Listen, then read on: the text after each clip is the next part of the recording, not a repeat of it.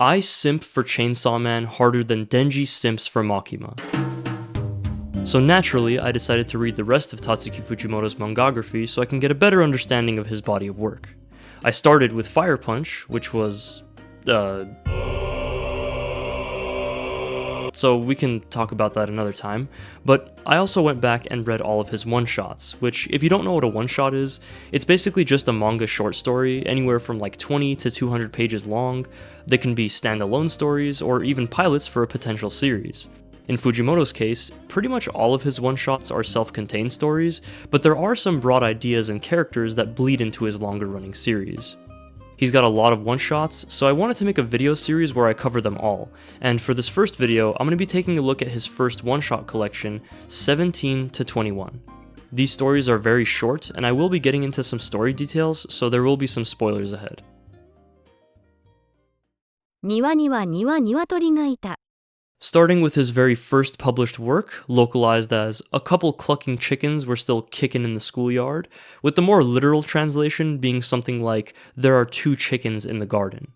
The story is about two friends, Ami and Yuto, who use these very convincing chicken costumes to hide from the human-eating aliens that have taken over the planet. Thankfully, most of the aliens don't eat chicken, so they live their days trapped as pets in the school garden. Yuto, being the older of the two, feels a sense of responsibility to protect Ami, and Ami just wants to return to a normal life. They eventually get outed by one of the students, but it turns out that Yuhei over here is a bit of a race traitor, and he actually wants to help them escape to a human refugee camp hidden in the mountains. But before they can do that, a transfer student with an insatiable craving for chicken tries to eat our main characters. Just as Ami is about to be eaten, Yuto, who we had assumed to be human, reveals that he is actually an alien himself. We flash back to when the two first met, and we're shown how Yuto decided to disguise himself with Ami in an attempt to understand what it's like for the humans who are constantly hunted and killed. Now with his secret revealed, Yuto holds back the rest of the aliens and lies to Ami so she can escape into the mountains. The last page is a reference to the title, which is actually a shortened version of a Japanese tongue twister that goes something like Uraniwa niwa niwa niwa niwa ni fucking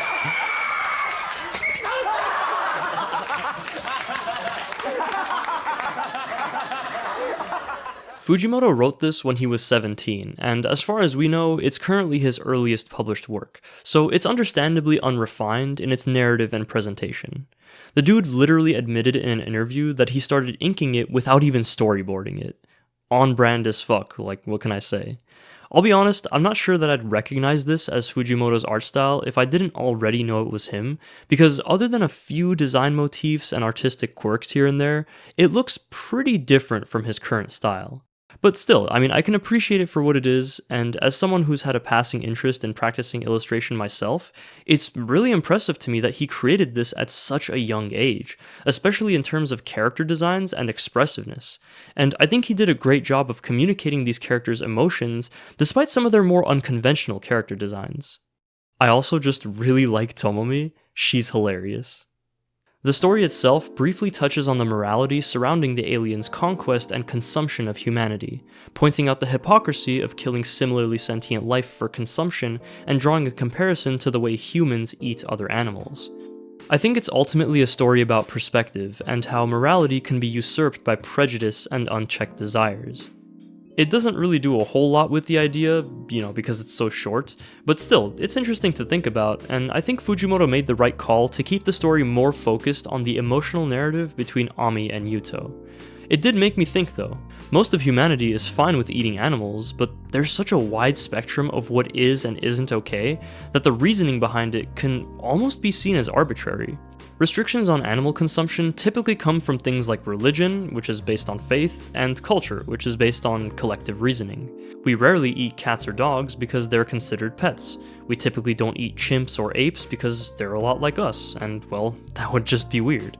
I feel like a lot of people would point to an animal's intelligence as one of the factors we use to determine whether they're appropriate to eat, but what about octopi, which are extremely intelligent?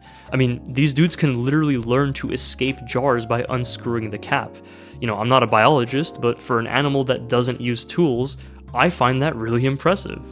The life and death of these animals aren't determined by logical rules or morality, they're governed by what's most convenient for us, so you could argue that it's all just a matter of perspective. And Niwatori actually plays with perspective quite a bit. The story begins from Yuhei's perspective, switches to Ami for the middle portion, and then concludes with Yuto, with the twist bringing it full circle. I think it's a really clever way to show this conflict from multiple angles. I know I said earlier that I wouldn't really recognize the artwork as Fujimoto's, but the storytelling is unmistakably Fujimoto. It's that mix of tragedy underscored with compassion which really permeates throughout a lot of his work. As a standalone manga, Niwatori is fine, I enjoyed it for what it is, but I'm not going to deny that my level of engagement with it was mostly due to the fact that it was a Fujimoto manga, rather than on its own merits.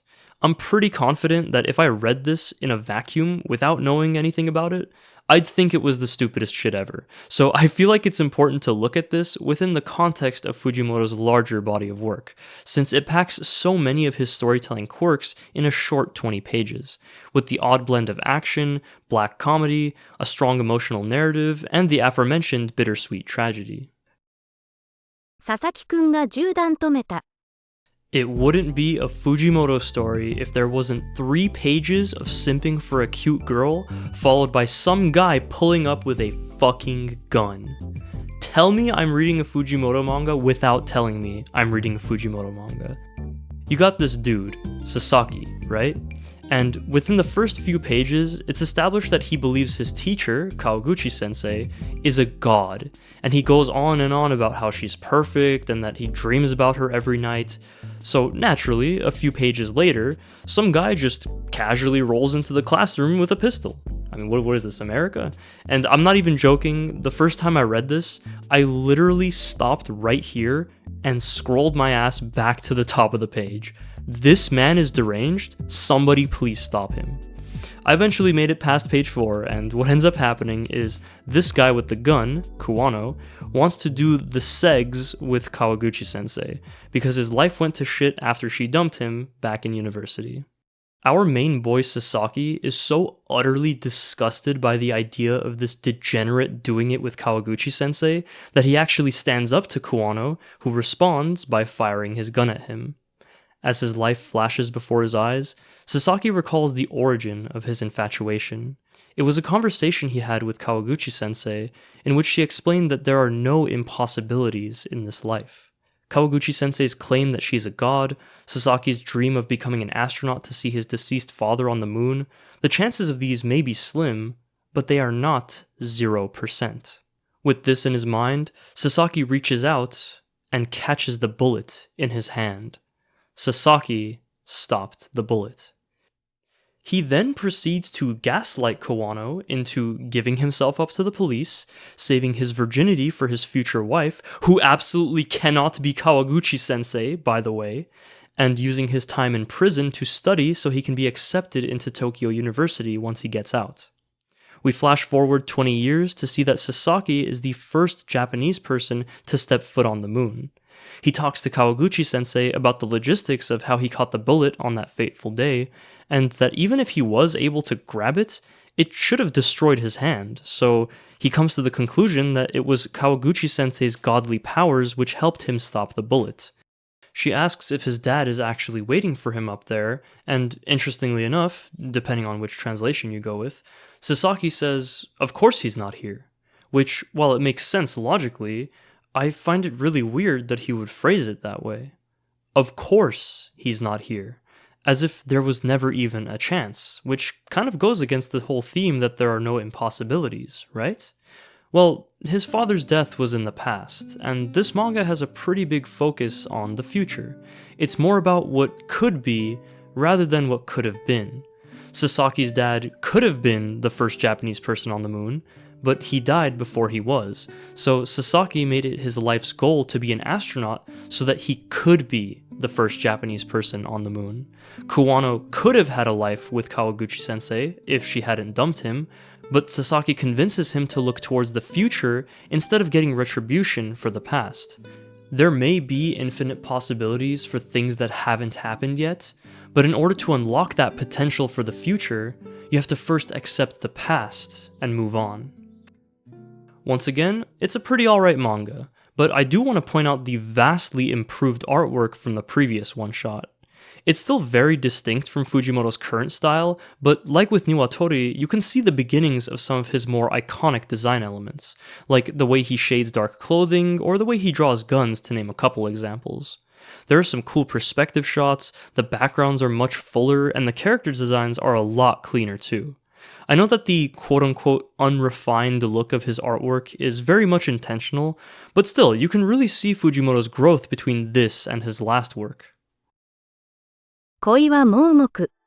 Next up, we've got Love is Blind, which is about this guy named Ibuki who desperately wants to confess to the girl he likes. However, increasingly insane circumstances and his own inability to communicate his feelings stop him from telling her how he really feels. He's been putting it off for a while now, but it's already the day of his graduation and he's leaving for university overseas tomorrow. So he absolutely has to tell her today, like right now. First, it's his teacher who tries to stop him after school to work on some student council stuff. Then it's a dude with a knife trying to rob him. And finally, a straight up alien shows up to let him know that he's about to destroy the Earth to make a space expressway. But each time, Ibuki's intensity and his desperate need to tell Yuri how he feels somehow lets him get out of the situation. This one's lighter on story and thematic content compared to the previous two, but I definitely enjoyed it the most so far just because of the comedy. Something about Ibuki repeatedly telling everyone to fuck off in the face of these really dangerous situations was just really funny to me. The comedy is simple but effective, and it works because of some basic subversion, good timing, and expressive artwork. Visually, it's pretty similar to Sasaki Stop the Bullet, with the more detailed eyes and rounder faces, but you can start to see the transition into Fujimoto's next art style, especially with Ibuki, because he looks a lot like Agni from Fire Punch. Despite everything imaginable getting in his way, Ibuki confesses to Yuri, she accepts, and they start dating. For once, Fujimoto gives his characters a happy ending. And honestly, props to Ibuki.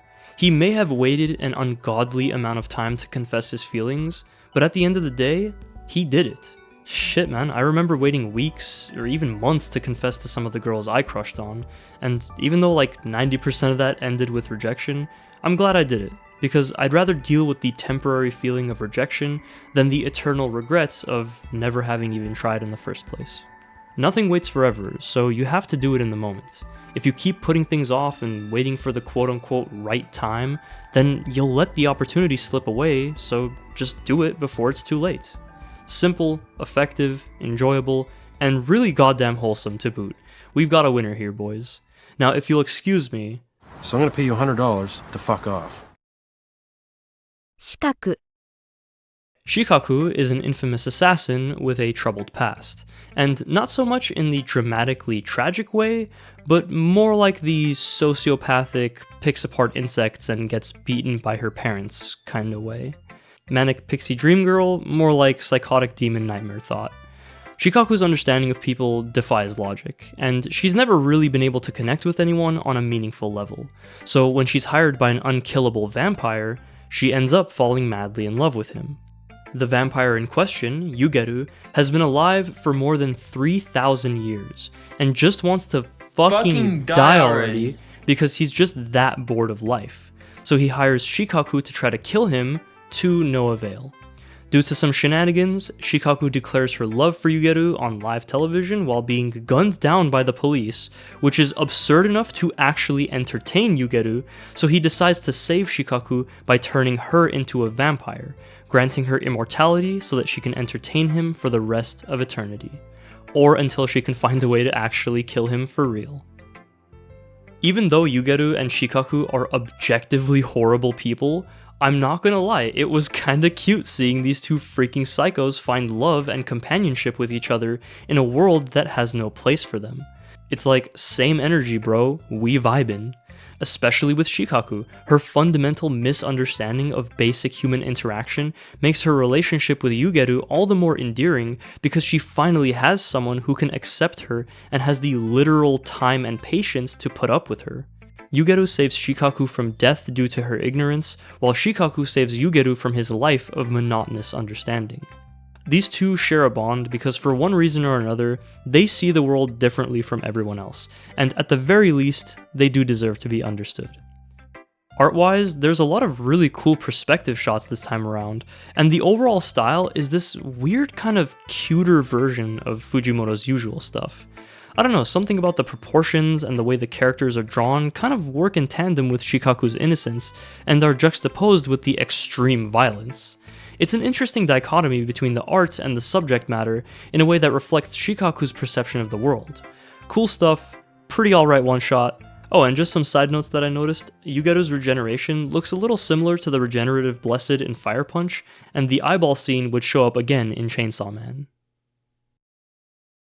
Okay, so not gonna lie, I was planning on covering 17 to 21 and 22 to 26 both in one video, but this turned out to be a little bit longer than I thought, so I don't have a conclusion prepared for this particular part, so you're gonna have to wait for the conclusion in the next video where I cover 22 to 26. Thank you so much for watching, and I'll see you on the next one.